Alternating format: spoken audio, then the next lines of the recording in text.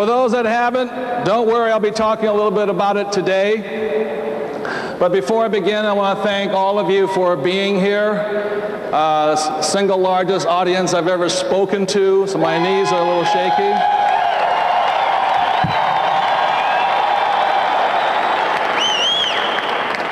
And I want to thank the Yeager family for having me here. I'm honored to be in the presence of such alive people, so thank you very much.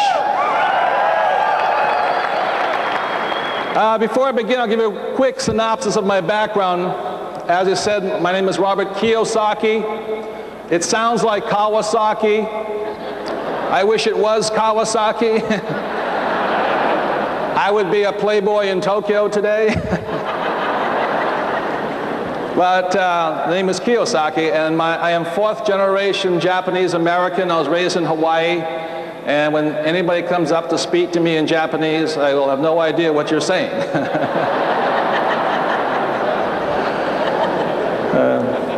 I was raised in Hawaii and educated in New York.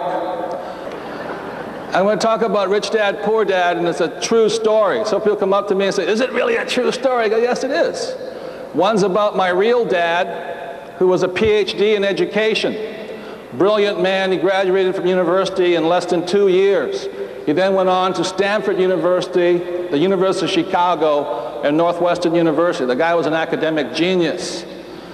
And then my other dad was my best friend's father. And my best friend's father was a high school dropout. Now, guess which was the rich dad? The guy that dropped out of school, you know, because he didn't go to school. He didn't mess his mind up.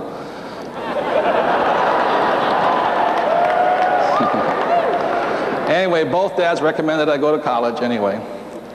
So Rich Dad, Poor Dad is about the story of these two different fathers recommending different things for me. For instance, my poor dad, the PhD, he always said to me, go to school, get good grades so you can find a nice, safe, secure, what? Job. And that was good if you were born before 1950 or 30, but today there isn't really a safe, secure job. They don't pay that well anyway.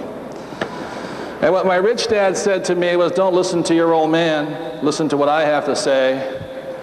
And my rich dad said to me, don't work for anybody else, build businesses. And what he said to me was, thank you. So I have, since a little kid, have been building businesses. So my rich dad said to me, he says, when you talk to your banker will, or your real estate agent, to your account generally says your house is an asset. He says, they're inaccurate, that's why they're not rich. And so what Rich Dad taught me, the difference was between an asset and a liability was dependent upon the word called cash flow. That's what made something an asset or a liability. So if the cash flow flowed into your income or into your pocket, then it was an asset. So I'll say it again. So if the cash flowed into your pocket, it was an asset. I was 9 years old. This is not that tough. I understood that. I said, that's good. For those of you who want something exciting, go and read a dictionary or a financial book, what they define an asset as, and you'll get really confused. And so this is the cash flow pattern of an asset, and this is the cash flow pattern of a liability. So very simply, an asset is something that puts money in your pocket, and a liability is something that what? Takes money from your pocket. So a person's house. In the spring of 1999, I'll be launching my next book, and that book is called The Cash Flow Quadrant. Was it called The Cash Flow what? Quadrant. And I'll show you the cash flow quadrant now. I showed it to the directs the other day. This is the cash flow quadrant. And I think this has tremendous relevance to your life or your work here. This is what my rich dad showed me. The cash flow quadrant, the E stands for employee. What does E stand for? Employee. Very good. What does S stands for? Self-employed. What does S stand for? Self-employed. B stands for business owner. What does B stand for? Thank you. And I stands for investor. What does I stand for? Investor.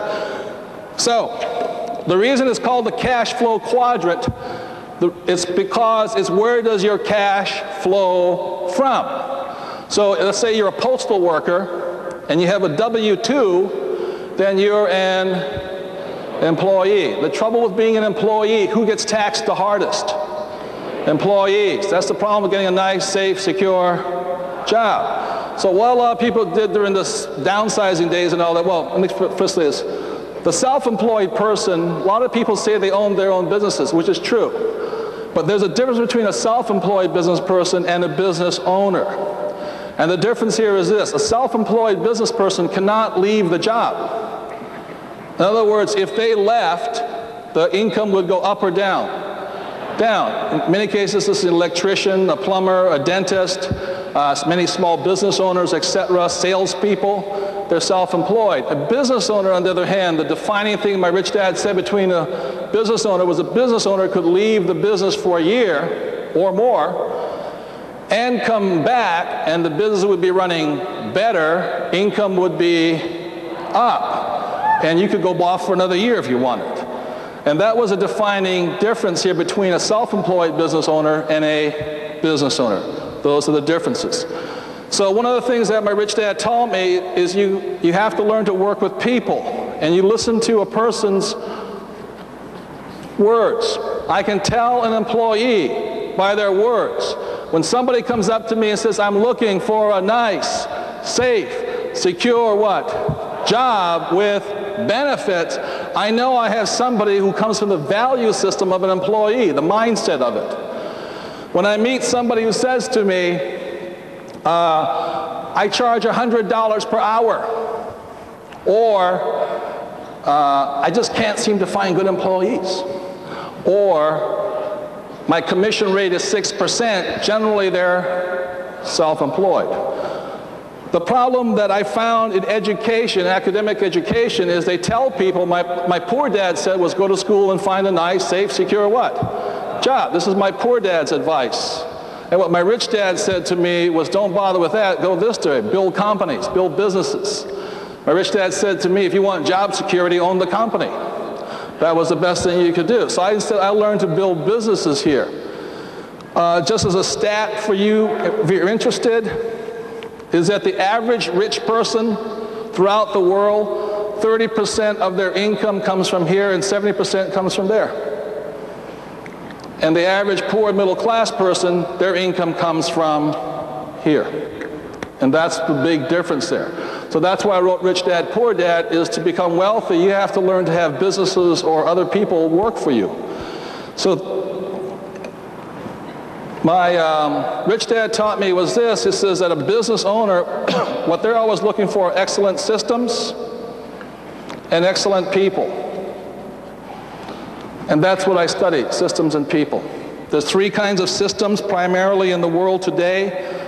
One's a C corporation. IBM is a C corporation. Most rich people own C corporations. Then in the 40s, 50s, and 60s, another thing came on the line, was called franchises. One of the most famous franchises was what? McDonald's, today the largest landholder in the world. And in the 50s, 40s, 50s, and 60s, franchises were considered illegal. And then there came out a new one in the 60s, a thing that most of us are in here, is a thing called network marketing. And that's a business because it's a system with what? People. That's what makes it a system, that the individual can actually move on and have the system and people work for them. I have personally, my oil company, my mining company, my real estate companies, some education companies are primarily C corporations. One of them went public off of the Canadian Exchange in Vancouver. The other one I have here is I've built franchises. But when I looked into it, when I met some individuals who are with the Jaeger organization, I started considering network marketing. I considered building one myself. But the more I looked at, so I went around and I looked at the different organizations, and I came back to this one. There's one reason for it, is in my opinion, what the Jaegers have done is built the best system in the world right now to make the best people.